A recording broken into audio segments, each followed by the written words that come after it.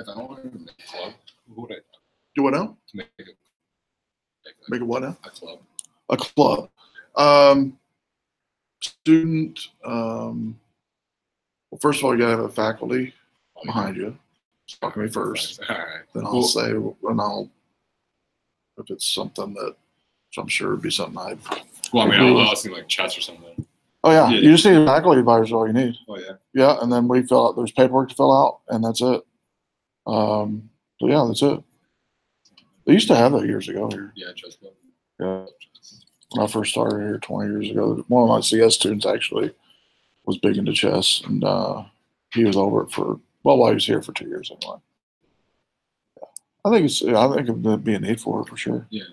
A lot of kids still play it. Yeah. Well, I mean, yeah. Or want to learn how to play it yeah, too. that's the same thing. I feel like they want to learn how to play it too. Yeah. No, if you're interested, let me. I can shoot me an email and I'll send you the. You fill the form out and everything. All I do is sign it, and then I have to come to some of the events and stuff like that. To, find a. Well, you got to find 3 or 4 students, I think, because you have to have a president, vice president, secretary, or something like that. Looks like 3 students, I think. Yeah. That's all you need to get started. And then you're on that org sync, I think is what they call it here on campus. Yeah, it's like an organization. Right? It's like what's it called? I looked at it earlier today. Yeah. It's like something like maybe something. It's for something, right? Yeah, you get your own, and you get a budget and everything. You get like $500 a semester, I believe, for outings or whatever. Yeah. Yeah, because I was thinking, the only thing I need to get the game boards, the regular black, red ones, and just a few of those. Yeah. And then maybe book or something, so somebody didn't want to look at like different strategies. Yeah, for sure. Yeah. No, yeah. Send me an email and I'll shoot you up and get started. If you want. All right, yeah. That'd be great. Yeah, maybe we'll just move like the spring for it. Yeah. Yeah, that'd be a good time. Good time to promote it and everything. Yeah. I'll help you with that. That'd be good.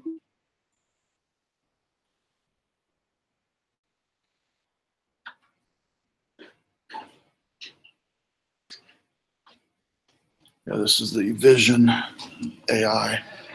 The baby right here. Take the bottle away.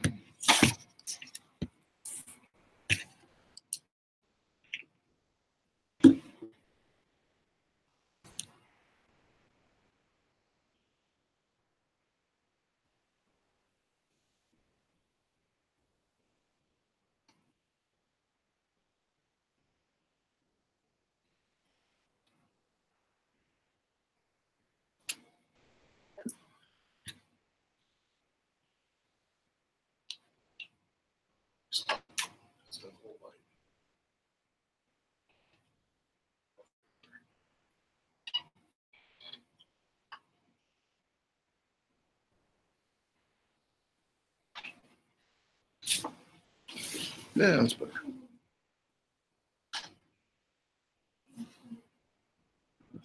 Gives the percentage on what it thinks the item is.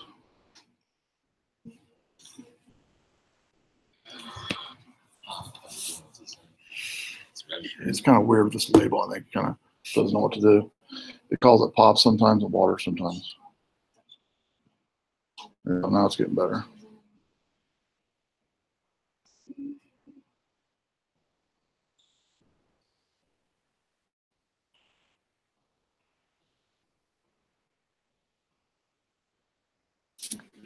Swap it out to like a remote.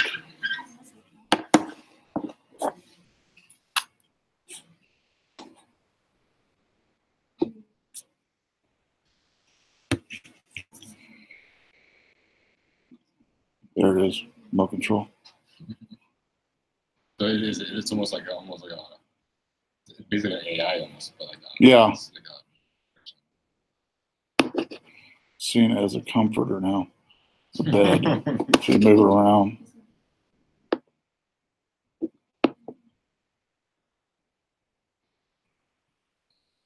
There's remote control.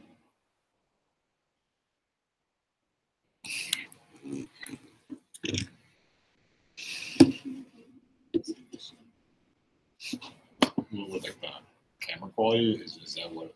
Is it camera quality what makes it like? No, it's basically it uses computer learning, artificial intelligence to the camera quality really doesn't. I mean, it's got a pretty good camera, I think. It'll take regular photos on it, and it'll do classification. Not this one isn't people; it's just items. So it's like a table it reads from and determines from the structure what it is.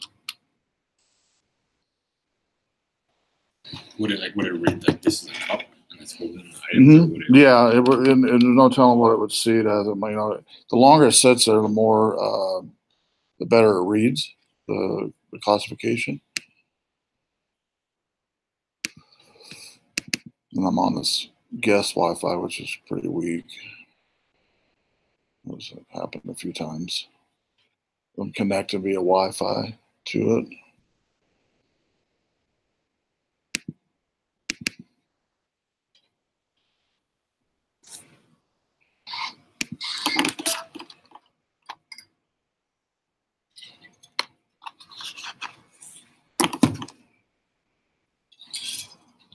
All right, how's everybody doing tonight? I brought the Google AI voice or vision after a class. If you want to come play with it, when it boots up, I'll show it on the overhead again.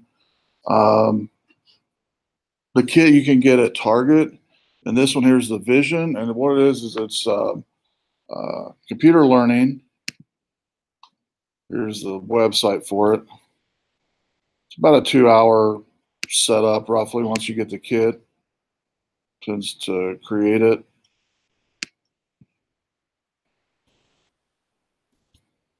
Walks you through all the steps of how to set it up. And so it's called the Vision Kit. Target carries it. I think you might be able to buy it on Amazon now. But basically, once you get it in your hand, you basically assemble it. It takes a couple hours. Walks you through how to do it.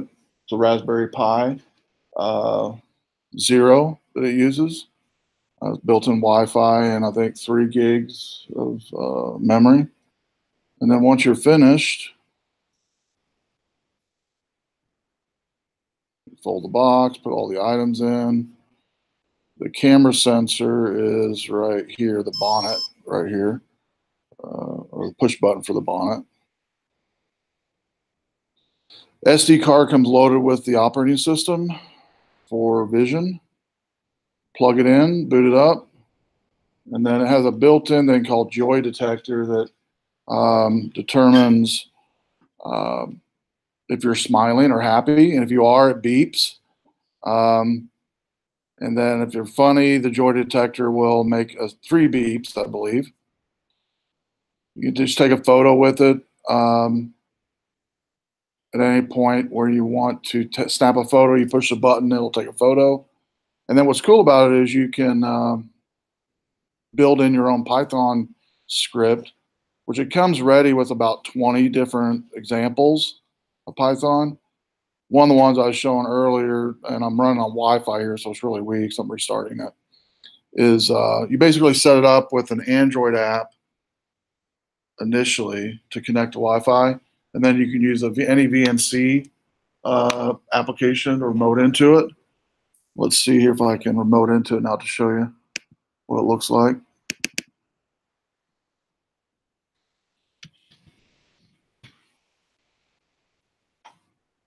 That's the desktop of the little box here, the little cardboard box. And then you launch a terminal. And the first thing you got to do is you got to kill what's called the joy detector, which is the default app that runs on it. Kill that. And then go to a folder with all the examples in it. And I've got a document here that I put together for notes, but it's all on their website. So I'll do one. The most popular one is like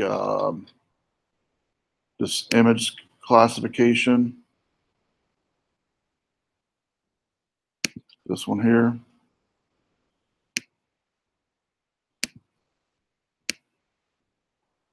that, copy it. And I've got a bottle in front of right now, a water bottle. What I use again is machine learning, and the longer it sits there, the longer it will recognize if it's a bottle or not. Doesn't recognize faces. There are scripts in here to recognize faces, take pictures of faces, facial recognition. And the idea Google had was to put it in the hands of developers to develop whatever they want to. So it could be used for ideas. Some of the ideas we've had on campus is putting it on doors on the exits and entrance and elevators, the camera like this, and then for the door to automatically open if it sees someone that's handicapped. They can just enter in automatically, or anybody. As they walk into an elevator, pushes a button. You don't no longer have to push a button. You basically can give you an option to go up or down. And then once it starts up here, like on the image classification, you could have it do certain things like open a certain door, close a certain door, stuff like that. The other use cases in grocery stores, instead of typing in a number for a fruit, it would recognize what the fruit is by putting it in front of the camera. It's kind of hard to see there. I'll turn this light on so you can see it. It needs light to view it better, but anyway, we'll kind of see. It noticed a water bottle. And you notice when I turned the light off, it changed. But it did have water bottle up there. Try to turn it.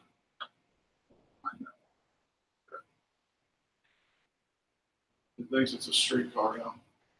The more light, the better. So I'll turn that light back on.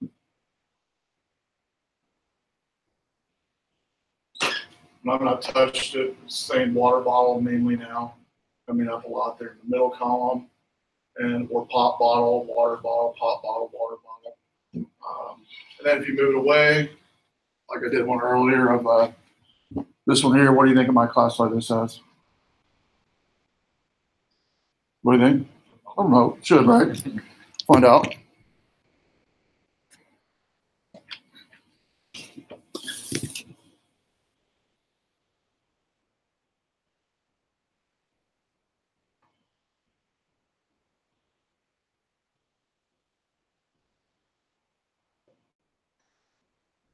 Takes a little bit.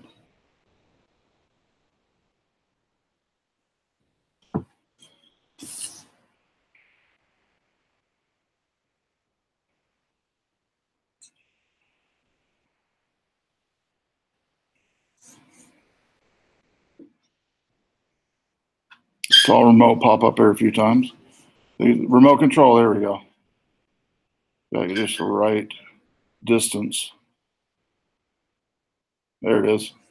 And those numbers at the end determine the likelihood it is a remote control, all the way up to 100%, or 0.10 will be 100%. So anyway, that's Vision AI.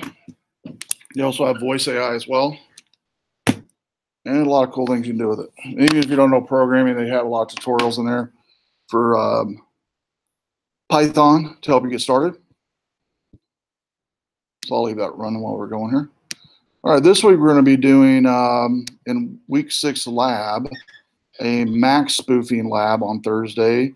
Tonight we're going to talk about different hardwares that you can use on a network to secure a network. And on Thursday, which is fitting for that, access point spoofing or Mac spoofing and IP spoofing on any, whether it be Wi-Fi or wireless access point. And we'll talk about some ways at the end and even tonight that you can harden these things from occurring on your network.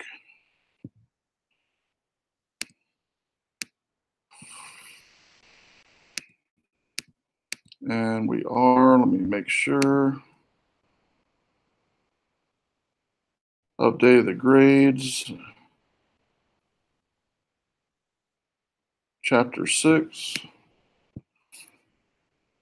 Okay, so we'll look at different types of network security devices that are on the network to harden the network, and different applications that can be used to harden the network as well.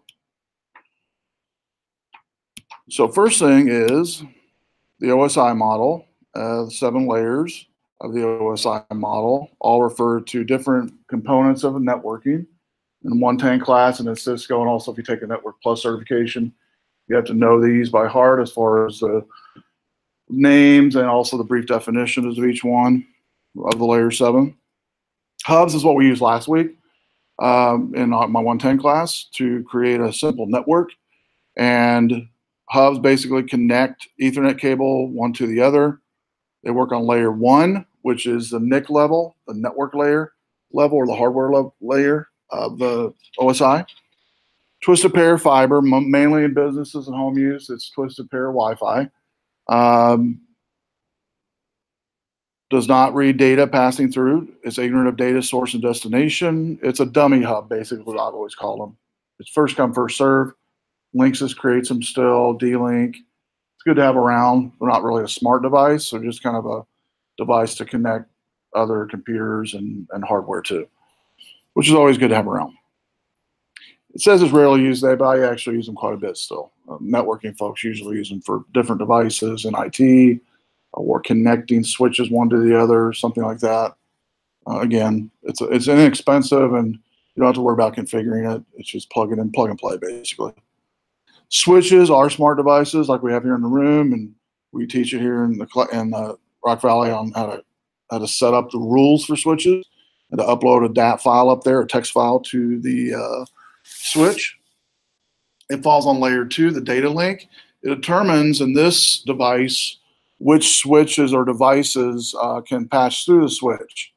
So if you have certain networks, you can configure switches for certain networks. Like say some switches might only fall on networks for Wi-Fi or networks for LAN or hardwire LAN. It uses a MAC address to identify device and better security than hubs. Network administrator can monitor these or should monitor these. So use network traffic to see the traffic flow. And you can traffic them a couple ways. One is port mirroring and network tap, where basically you have a separate device installed between 2 network devices to tap the traffic. It's kind of like a man in the middle between 2 devices and for reporting only. So here's an example of a mirrored port on a switch at the top under a router, and it's got a monitoring computer, and all it does is monitor activity on the network. And there's a number of different appliances. This could be a flat screen in an IT lab, an IT room like we have in our IT office, about 4, 5, 65, 70-inch monitors that host all the activity on our network, from servers to clients, to our web host, to Eagle, everything. And below that is normal setup for a star network, all using switches to configure different segments of your network. So in the next piece under the router and a firewall could be the network tap also to determine a number of things, not only traffic, but this one could determine flow, and you could also do some control possibly in the monitoring tool, depending on what you have in there. Example, sonic wall would be an example. Number of email appliances like Barracuda would be an example, where it basically monitors flow of traffic for email specifically, but it can also be added for web filtering as well. So some of the things that are protecting, or how to protect the switch, some of the components are MAC flooding, where an attacker can overflow switch's address. Use a switch that security defense use a switch that can close ports with too many MAC addresses. You can configure a switch to say no more than 1 MAC address per IP on this switch. You could configure it that way. Technically, you don't, because you could at times have more than 1 IP, same IP and multiple MAC addresses, especially if computers are switched out or something. So maybe at the most 2, no more than 2 IPs per MAC. Then the next is MAC address impersonation, like we're going to do on Thursday. If two devices have the same MAC address, the switch may send frames to each device. An attacker can change a MAC address, whether it be on a laptop, whether it be on a desktop. The thing we're going to use Thursday is a software-based MAC changer. But on a laptop, it's real easy because you can just go into the NIC card on a laptop and manually change a MAC address. There's no software needed for that. So if you know an existing MAC address by using Wireshark, you can change a MAC address on a laptop manually just by going to the NIC and typing in that MAC address or pasting that MAC address, and thereby impersonating another device. And the whole reason for that basically is to bypass security. A lot of environments, like in governmental, will have MAC address security, meaning they only allow devices on their network that meet a certain MAC address list, that are on that MAC address list. So one of the easiest ways for hackers to get around that is to do MAC impersonation, like we're going to do on Thursday. But you can limit that again from the switch level by only allowing, and really if you want to limit it, no more than one. Or some places do that, by the way. The other way we'll talk more about Thursday is you can make sure all your ports on your wall for your Cat5 are locked up. They're not accessible to anyone without a lock or without a key. And then ARP poisoning, we went over this one last week. The attacker sends a forged ARP to a source device, substituting the attacker's computer's MAC address. Using security device, using an ARP detection appliance, which there's a number of them out there. Barracuda's one, Sonic Wall's one, tons of other ones. Cisco has some as well. That basically, if it determines ARP poisoning or ARP weirdness, it will lock down that port from that machine, and that machine no longer has activity. So lock down all internet activity, network activity, until IT can trace it down, or until that device leaves the network. If it's a rogue network, rogue device. Port mirroring, an attacker connects his device to switch's mirror port.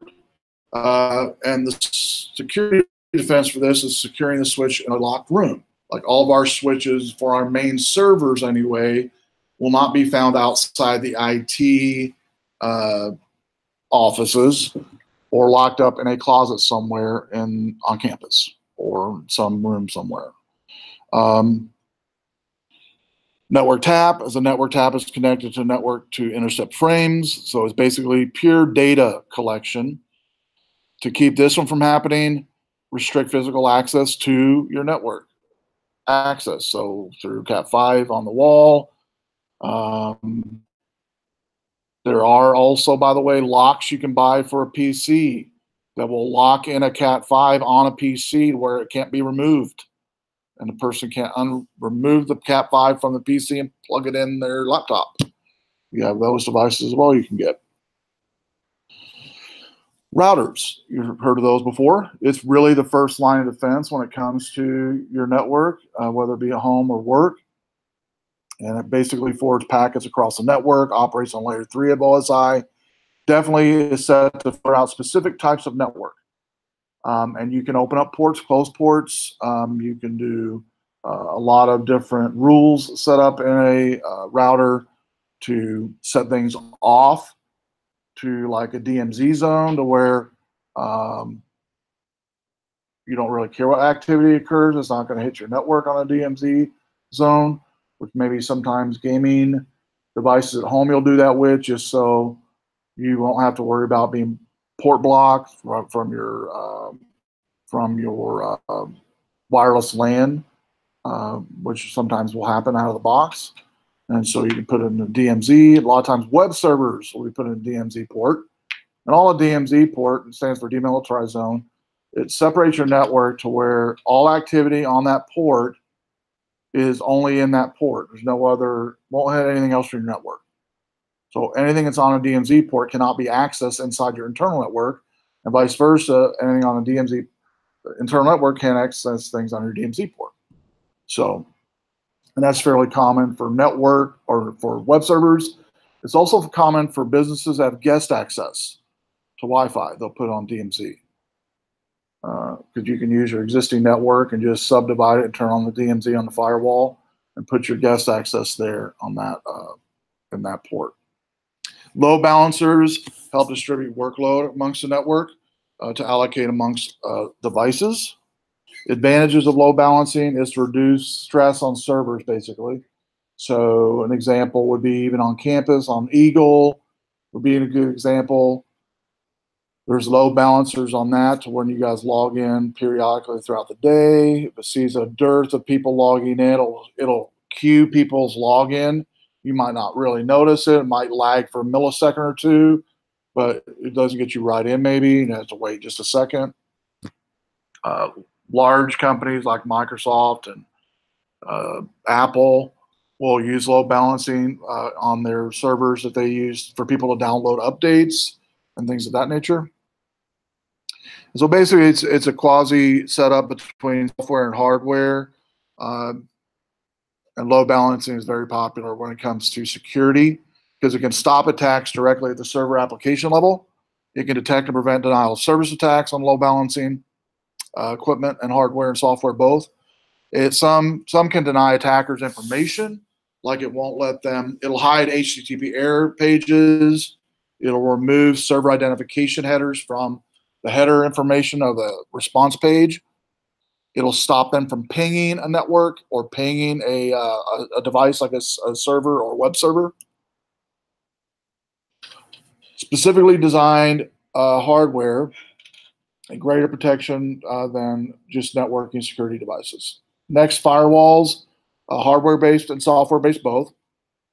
Hardware-based basically is going to be set up on your network, and Cisco creates as one of the big providers of firewalls. Also, Linksys is another one as well, which you're probably more familiar with from home use, buying Linksys, which is owned by Cisco. And so can either accept or deny a packet of any type. It can be a port you can deny from a packet. It can be an IP address. It can be a computer name. It can be a server name. It can be a web server name. It can be time of day. It can be location. A lot of different variables you can deny depending on variables that it hits. So if it hits a port, a web server at 10 o'clock at night, won't let them in. It's only available from 6 a.m. to 5 p.m. or something. I don't know. As an example. Firewalls are usually located outside the network. Right outside the network parameter is your firewall, being the first line of defense of stuff coming in, stuff going out. And it's only as good as the rules that you set up in that firewall. Most popular firewall is probably like a PIX firewall, which is been around for many years. Cisco has them as well. And we do teach you here on campus how to do those, which I recommend taking those courses while you're here. Even if you're not going to be a Cisco certified technician, it's good to have that understanding of how to configure a firewall. And once you understand it, you'll still always have to go back to your references, because I do myself even after being doing it for umpteen years. But having a good understanding of firewalls is definitely beneficial, and how to set up rules and things of that nature. So we have the internet, we have router, we have your firewall. Now, a lot of devices at home, and even for small businesses sometimes, might have the router and firewall all in one type of device. Xfinity makes those, 3Com, even Cisco makes those devices as well. Meraki is a popular device that will help you manage not only firewall internet traffic, but can help you in managing the devices as well. Switch, before it hits the clients, and usually switches are just going to there for routable information. So it'll hit a switch that has routed in there that IP range for these 4 computers. If it has another IP range for, say, a web server, it'll hit those switches, wherever that's at. So some of the actions on a firewall, pretty simple. You can allow something, let it through, block it, or prompt action of some type. Do you really want to go to this website? Do you really want to allow this traffic?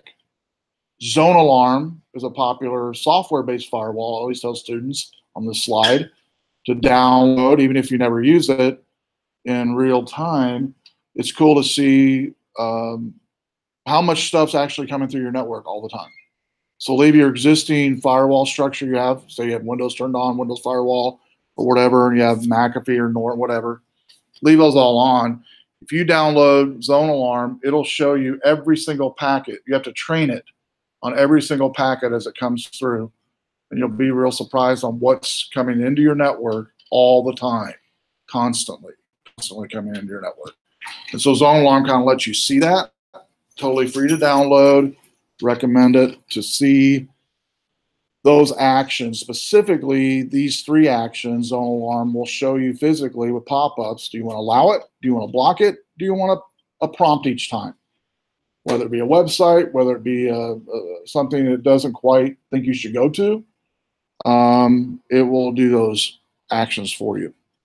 And then rule-based firewalls is where you console-base into a switch, upload the rules to that switch via console, via terminal, and upload it.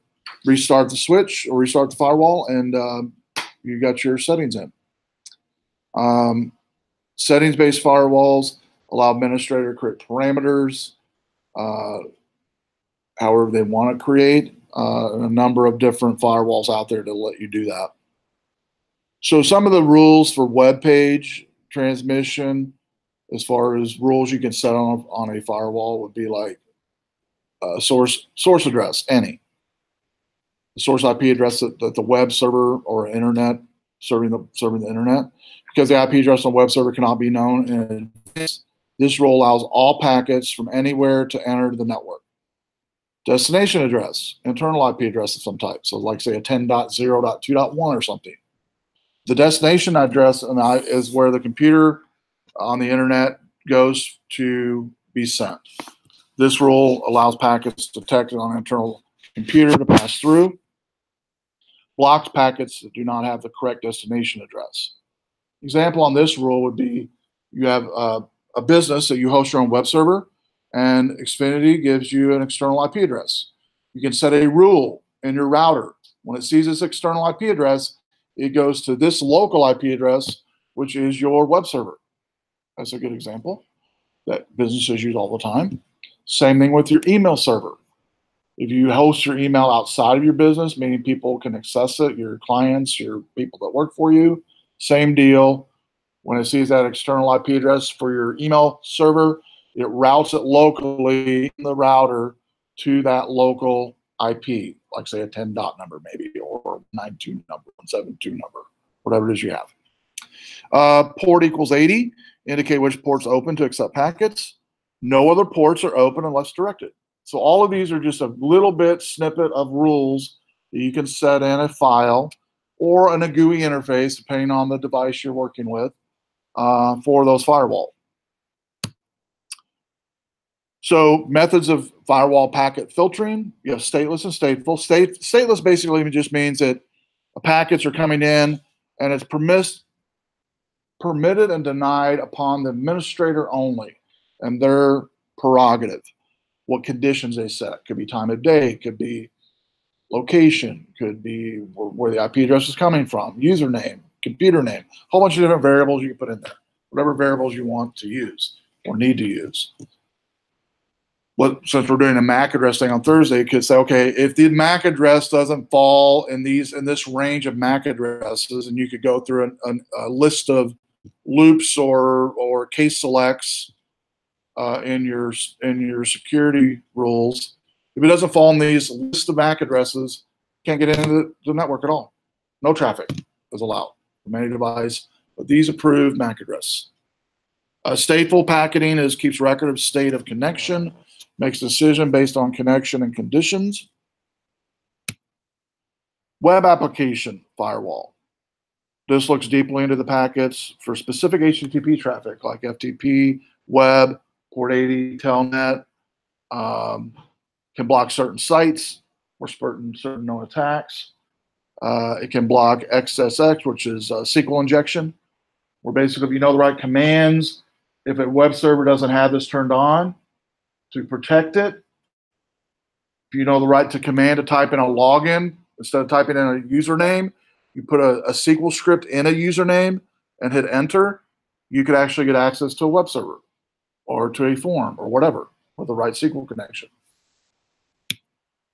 Proxies, device to substitute for a primary device. Proxy basically is a go-between between you, your computers on your network, and the internet and the network traffic. And proxies can be used to intercept traffic, and is used to intercept traffic and filter traffic. And a popular proxy for businesses to use or schools to use is a proxy for content filtering. So everything that students access on the web in like elementary school and high school could be in a proxy, meaning only those sites that are approved through the proxy are going to be allowed, and it's proxied at the router level. So really, it's hard to bypass that on the PC level. So here's an example of the proxy server. You have the internet, you got your firewall, then your proxy server. And proxy servers, by the way, can be hardware or just software based on the cloud or something. And you type the right proxy URL in your server and your firewall, and it'll redirect traffic through that proxy. And then your switches to go to the internal IP, wherever those might be on your network. So here's an example. You might have seen this in Internet Explorer or Chrome or Firefox, where you've seen the word proxy, where you can type in proxy addresses manually and then say what port they fall on. So in here's where you could manually do it on a computer or a network to proxy activity on a network. Advantage on proxy: increases speed, requests are served from a cache, reduce costs and bandwidth, improve management, like you can block websites easily and website traffic. It is stronger security than individual clients sometimes, because it can be individual client configuration can be easily bypassed with a VPN or something like that students might put on a machine or employees might. If it's proxy at the server level or at the router level, it's impossible to do any type of VPN because the rules are set there, not anywhere else. It also can hide the client's IP address, and does hide the client's IP address from the web outside of the firewall. Reverse proxy does not serve clients. Its basically job is to route incoming requests to the correct server, and its IP address, again, in this case on reverse proxy, is visible to outside users. Internal server IP address is hidden though. So here's an example of a reverse proxy. We've got somebody from the outside here with a 192.146.118.20 going to a web page from 123.org, goes to the proxy server. The proxy server replaces the source IP with its own IP address. Same web page though it's going to, and you'll notice the IP address has changed to from a 118.20 to 118.254. Then the reverse proxy routes to the correct server, which is the 254, gets the web page, and goes back to the client. So if it was intercepted, if that IP was intercepted in reverse proxy or even proxy, the original IP address of that server would not be known. Spam filters. Enterprise level spam filters are popular. Tons of different appliances to help on that. Cisco has them as well. Meraki, Barracuda, all different types. Sonic Walls in this one as well. Basically, before it reaches a host, it does spam filtering. Spam filtering, we talked a little bit last week before. Some of you comment on your own business, how 80–90% of spam coming into your network on a daily basis. Pretty common. That's a high number, 90% for all businesses basically. Uses two protocols that it's going to be utilizing for filtering, SMT and POP. SMTP is going to be outgoing, POP incoming. Also MIME is another one it's going to be here as well. Port 25 for SMTP. That can be changed as well to make it a little harder if you're going to use that. So here's an example of a SMTP POP setup. You've got the email sender on the left, sending through port 25 an email, goes through their SMTP server through the internet. Port 25 still spam filter, changes to port 26, to SMTP server, POP3 server. The user on the other end downloads that email from port 110, which is always POP3, onto their local machine or phone or tablet. So spam filters basically help to keep the junk out of users' inbox. If you don't have a spam filter on your location, well, more likely you do. So you're more likely to have one already. Most businesses are going to have one by default. Nightmare if you didn't have one. Because most students, before they go get in a network, are used to like free emails like Gmail or Yahoo or MSN or whatever. They already have their built-in spam filtering in there. You don't ever see it. For the most part, it does a good job of filtering its own email. Now you can go into the spam filter, but your spam folder, but you don't usually do that unless you're missing an email somebody sent you, and it sometimes sends it there. Now that happens in work as well, except the difference is the end user doesn't see it. They have to contact the administrator and say, I was looking for an email from Joe from abc.com, and I've not gotten it. Well, the administrator can go in and see all the blocked emails and notice, oh, there's one from Joe. Click on it, scan it, make sure nothing wrong with it, and put it in that person's inbox immediately. So it's pretty simple. And there's management of that too on a daily basis. Somebody has to do that. Somebody has to manage, because you get quite large on that spam filter. So you have to manage it. And you have to be careful. I've known IT people that just go, well, the way I manage spam filter is Control-Delete. Or Control-A, delete, not Control-Delete. Control-A means select all, delete all. Don't do that. Okay, that's not good. But their logic was, if somebody asked if it came in, I could say, well, let me look, and go, nope. That's because they probably deleted it an hour before. So anyway, don't use that logic. There is some, though, that you might come against or come work with that might want to do that and do that. Great, you don't do it. And so, they want to do it, that's fine. So third-party entity is contracted for spam filtering as well. All email directed to third parties remote spam filter. Emails cleansed before redirecting to organization. Example like this would be like Gmail or Google Mail. Even Microsoft 365, right? That's an example, right? Good example of that. A lot of companies are doing that because, hey, it's a lot cheaper. Like in some cases, like 50 cents a user, whatever. That's really cheap. Right? You don't have to manage your email server and it's secure. Yeah.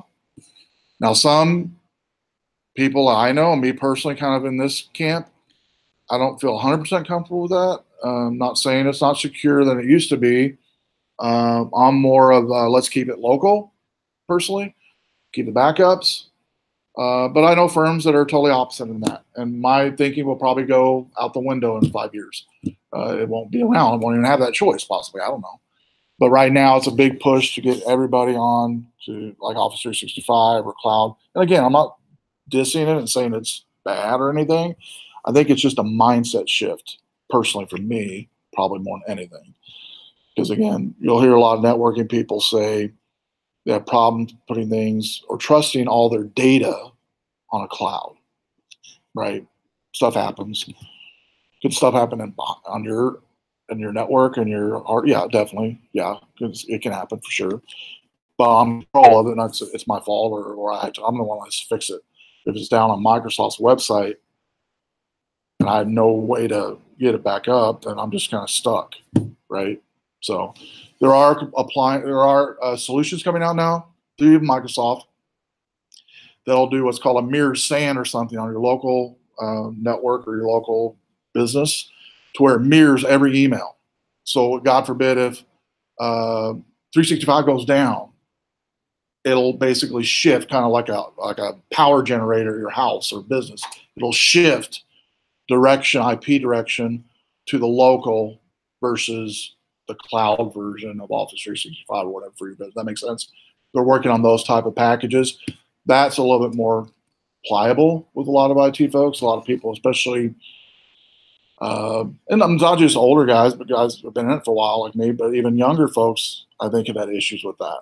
Kind of just the security part of it. So, again, they're making better packages, and again, it's more expensive, but and I think I've talked about this. Not usually, always when you have convenience, any convenience whatsoever, it's going to diss security somewhere. There's going to be a dent somewhere because of it. So again, getting better, but not quite there. But packages are getting better for everybody, that's for sure. So on a spam filter, external, notice here the sender sending like normal, goes to the internet like normal, comes back through the SMTP server on the other end like normal. But notice now there's a spam filter here on POP3 that is manageable locally for anyone to, or an IT basically, to manage that package. VPN, a lot of businesses use these. You might use them at your work. How many uses VPN at your work now presently? Okay. Very popular. Cisco is probably the most popular. There's other VPNs out there, by the way, but it's probably the de facto business model. And VPNs are basically allowing you to tunnel into your network for that secure data that you want to access from anywhere in the world. All data is transmitted through that tunnel and encrypted and password protected. Types of VPN, remote access VPN, where the user to LAN connection, site to site, where multiple sites can connect to other sites over the internet. Endpoints is another keyword in VPN, where basically it's used to determine communication, transmission on the endpoint. It may be some type of software or dongle or some type of hardware device on the local computer for that connection to take place. They make VPNs that actually tie to a USB key that is a random key generator, that not only you need a username and password, but the random key generator needs to match the random key created on the endpoint at your location, at your server. A little bit more expensive, but you'll see it in a lot of folks that want more security for their communication. VPNs can be software-based or hardware-based. Most companies are going to have both. Hardware-based, like a Citrix platform, which is expensive. It's not cheap. Medium setups, about $5 to $10 grand for a medium-sized setup for Citrix, and that's a yearly fee and all that stuff. The clients are you don't pay for the clients. You pay for the server and the software and the support. Basically, they pretty much get the clients at no cost, if not free. And then basically you're allowed to then put in that flexibility that you need for your network, for traveling folks, people that need to have that flexibility and travel and security all at the same time. Which some companies need it more than others. And then internet content filtering. Some companies do block, most do today. The only entity I can think of that doesn't block, believe it or not, is universities and colleges. We don't block much here, or universities don't either, because of your student rights. But we do block certain content here, or I will say filter certain content here. Is child pornography. We block that. We monitor that to where we can determine where it's been accessed from. That's better, put better, I guess, that way. But most businesses will block all that, every traffic, all bad traffic you can think of. They're going to block it, which they should. Now, at least some places will block, like, pornography websites plus social media websites throughout the day. And then maybe during the lunchtime, they'll open up social media for people to access, eBay or whatever, secure, GoDaddy, or not GoDaddy. You talk about where I live all day. Thank you. Facebook, Twitter, LinkedIn, Instagram, stuff like that. And some of your companies might do that. You work at now, might you let 12 to 1 let you do stuff like that. That's fairly normal. But a lot of companies aren't even, they're just block all day long. They're not going to mess with it. Which I don't blame them either. I really don't blame them for doing that. And totally get it. So, but today when most people work, they don't think about it anyway because they have their phones with them all the time, so they can do whatever they want to on a phone. So what's that matter? Unless they block that, which I have known companies that block that, even though they're not supposed to legally outside the business, but inside the business, you can do scrambling. Some companies do that, where you scramble the cell tower signals to where you can't get access inside an auditorium or a certain segment of your company. Like I know Apple has this in their R&D section. When you walk in, all communication scrambled because they don't want people texting back and forth, taking pictures, sending whatever. Plus, they confiscate your phone too. But people have been known to sneak stuff in. But oops, can't get internet access, cellular access, which I get that as well, definitely. But Apple's not the only one that does that. A lot of companies here in town do that as well. That have like high-end R&D stuff that they don't want people to know about, and don't want those secrets get out. So going back to the content filtering on traffic, you can also, on this location or this slide, one of the things you might not think about is you can also block traffic by geolocation. So there are services, and when you set up a wireless LAN, you can set up geolocations, meaning this building or this room in this building, you can quadrant off. If they're in a X and Y coordinates of a building, not going to be able to access the internet. You can do that as well. Because those antennas, not only can you do it by antenna strength, you can also do it by software as well. If it comes from a certain longitude, latitude, doesn't let them access whatever content.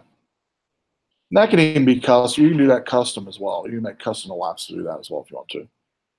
So other type of filtering, URL filtering, malware filtering, prohibit file downloads, profiles, like website, gaming, gambling, adult profile, hacking profile, virus infected websites, all should be blocked on the business side anyway, I think. And then detailed reporting. Now, when you block stuff, is it headaches? Is it perfect? No, it's going to be imperfect because it's using an algorithm, and it's a quasi between an algorithm and a whitelist blacklist, right? You can do all whitelist is a nightmare, all blacklist is a nightmare, and just heuristics or some type of algorithm is a nightmare too. So I think a combination of all three is good. Combination where you can have some say a site people want to get to, and it's nothing wrong, but say it's on breast cancer or something. I don't know. I'm just thinking out loud. We had this happen on campus. It was being blocked for whatever reason. And students needed to research breast cancer.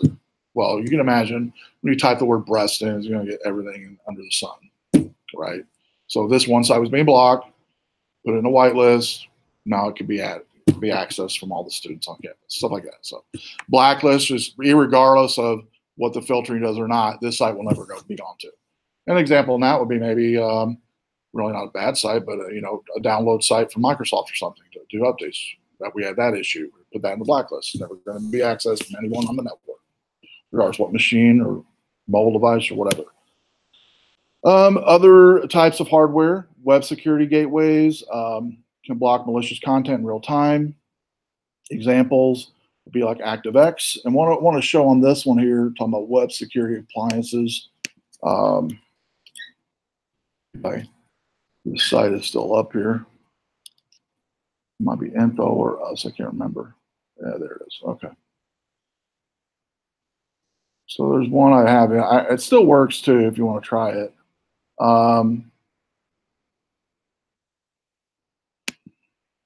Which page it's on, I'll figure it out here. Not that demonstration, maybe that's it.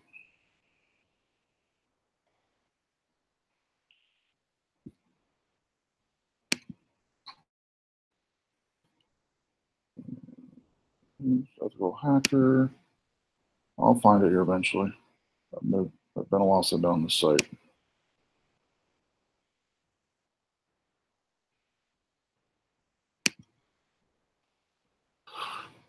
Here it is.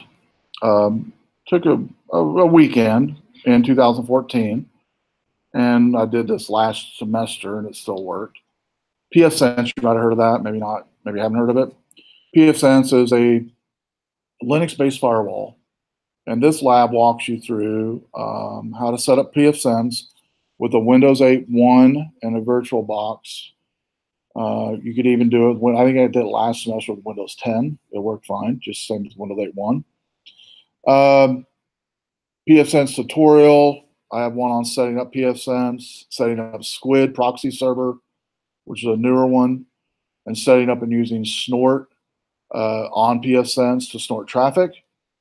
And then I have a couple really good videos in here from Cisco on, well, this webpage from Cisco, and then there's a couple other videos here on using Snort, Linux 101, pfSense, Midwest Security video, and the 2012 Mid-Atlantic College Collegiate Cyber Defense Competition. So this tutorial goes through on setting up pfSense. I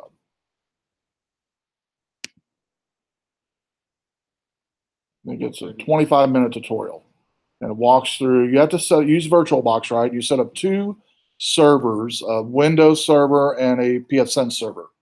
And basically what you do with the 2 virtual servers is you test your pfSense settings, basically is what you're doing.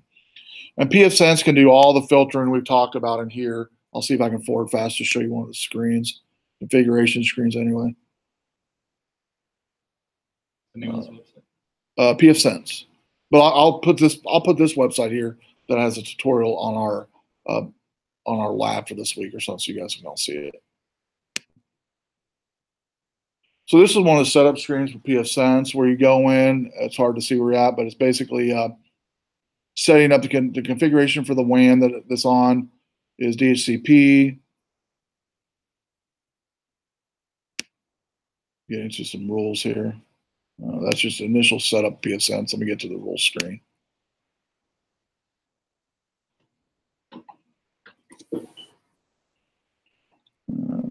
Still setup screen. Oh, and then I've set up the IP addresses on both.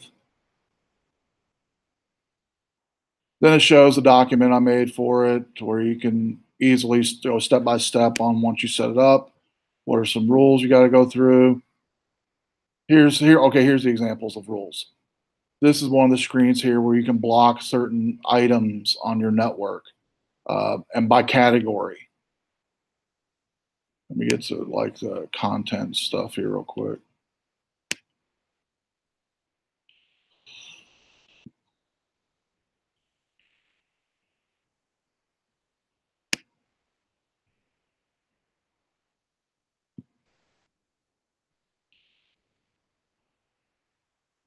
Here's the proxy server setup for pfSense. I want to get to the screen where it shows like some of the content blocking. Yeah, here is access control. You can go in and set up access control by unrestricted IPs, allowed subnets, host subnets, whitelists I talked about earlier down here.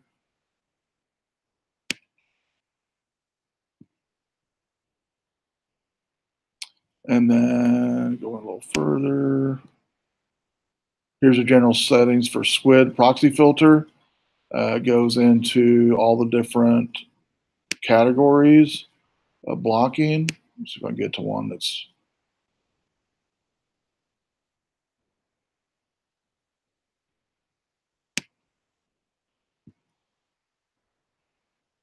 I can block host here with the snort command. Block host. I think the last piece of this is actually probably the very end is when I go over the general settings for alerts and stuff like that. See if I can find it.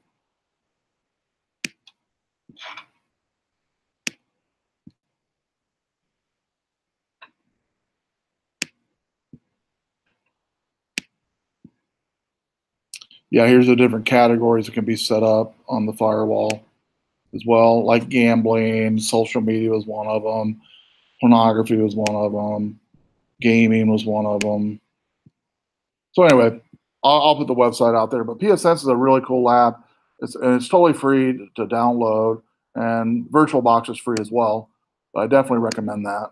And it's just an ethical hacking lab I did on Saturday with some students a few years back, and then it's been updated since. But I'll post this on our week's conference.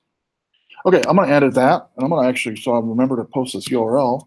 Thursday, what we're going to be doing is the Mac spoofing and IP spoofing using a software-based client. And this client we're going to use is it's not a freeware, and so it's kind of like a demo. And what this will show is this MAC address changer is the name of the app. It'll basically change the MAC address and the IP address. We could have like segments of the room be same IP address and MAC address, like 5 or 6 computers. And you'll see what will happen though when we do this, because our firewall here is smart enough to notice it. After about a minute or two, it'll start blocking ports. You'll stop getting internet after about a minute or two, which you should do. That should happen. It sees like 6 MAC addresses for one IP or something, and so it starts doing that. But one of the things I'll show you in that lab also is by using Wireshark, how hackers use Wireshark to come into a network, figure out a valid MAC address and valid IP address, and use tools like we're going to use Thursday to spoof an actual real client in the network, right? So they can go in and do whatever malicious activity they want to do, or just go to some place on the network and not be traced because they're behind the firewall. A trusted MAC address and IP address behind the firewall. So we'll use that tool to show you. There's other tools out there, but this is the one that's the easiest to show you. And I've used it for a number of years, and so it works really well. So we'll do that on Thursday. I will also remember to post this direct URL for ethical hack modules in, I'll tell you what, I'll just put it in week 6 lab, that we guys can remember it since we're in there right now. And I'll just put in there PFSense tutorial or something, and you guys will know what it's about. Sound good? All right, cool.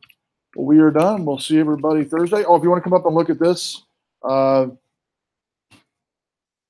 video computer learning AI. It stands AI is artificial intelligence, and U is what it stands for. And I'll bring it up here on the overhead. It's still running, by the way. And you can do something in your pocket like keys or a business card or driver's license, just to see what it does when you put it in front of the camera. You have to put it about that far in front of the camera, move it around just a little bit to recognize it. And then, just like I'm going to put this water bottle in front of it. It's already saying water bottle, by the way, already. And it does learn more the more it goes. So you can come up and bring something from your pocket up here. Put this marker up in there. I think the last time I did the marker, I thought it was a pool cue. Yeah, there it is. Pool table billiard. That's what it's saying. All right, I'll pull that out. Yeah, go for it. Iron. I saw iron. What is a coin? A quarter. Iron. Cool. I didn't try my keys already. I just try to random stuff. Barbershop. I'm gonna put these keys. See what I do.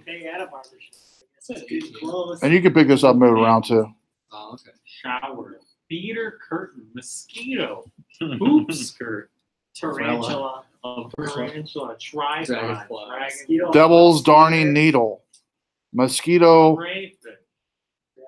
Now let's do this. Let's go out to the window, see what happens. Oh, no, window shade. There you go. That's okay. That's better. How about the ceiling? I'm thinking it's going to say it's a door or something. A crutch. A pole. Yeah. Okay, let's go to the computer monitor right there in front of Alec. Okay, now how about phone? What do you guys think he's going to do on this? Like mirror, screen. What's it saying? Punching ball. Punching ball. Well, The world? A theater? Maybe it's not close enough. Let's go a little closer. I see it for reason license. Barbell. There you go. Yeah, it's your license in there. All right, guys. See you Thursday.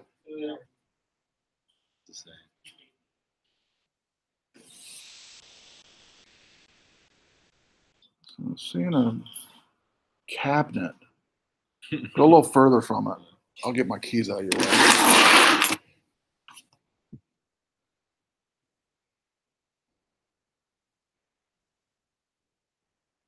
Makes the light to get from behind.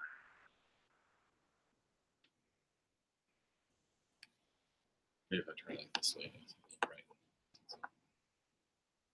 a little bright.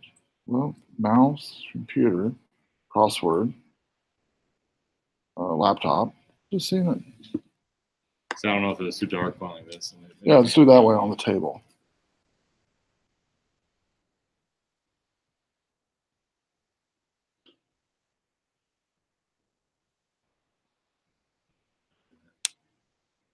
So these new license.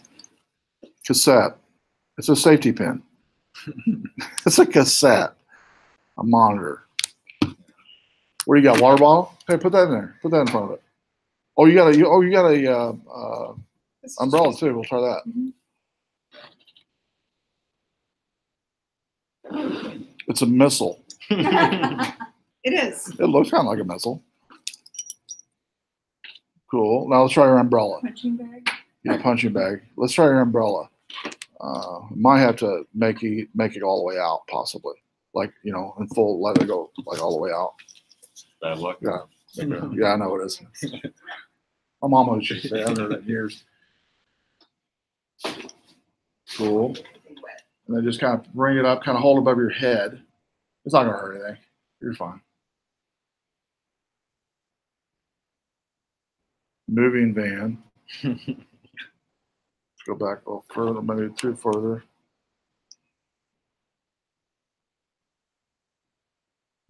Automated. Come a little closer. ATM. Yeah, come a little closer. And move it around, kind of like this with it, above your head like this a little bit. There you go. Kind of move it. Sometimes it fixes it up better when it's movement.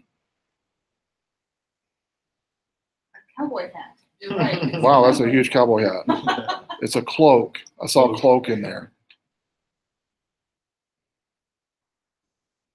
I'll see you on Thursday. Okay, we'll see you. Mini bus. Umbrella. I saw umbrella. Did you see it? Did you see umbrella? Just like once. Maybe come a little closer to him. Yeah, just that. Perfect.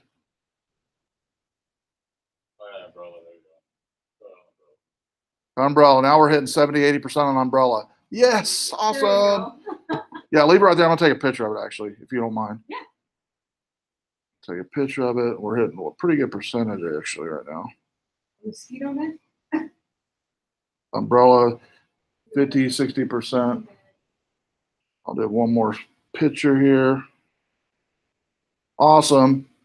Great. Thank you. Yeah, that worked. Did you get my green? I did, yes. Okay. I did. I haven't had time to add it, but yeah, I did see it. Yeah. I'll clarify it when I get up to. Yeah.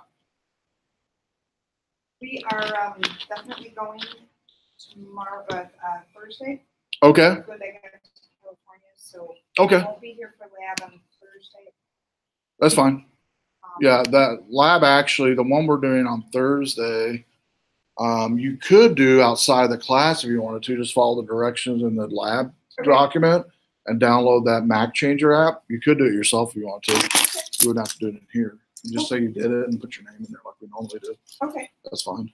Hoping to be back on Saturday sometime. We'll have a safe trip and a good one, productive. So Thanks. Yeah. That's what we're doing when we get out, go to sites and we set up the network equipment, set up all the nodes, printers, everything.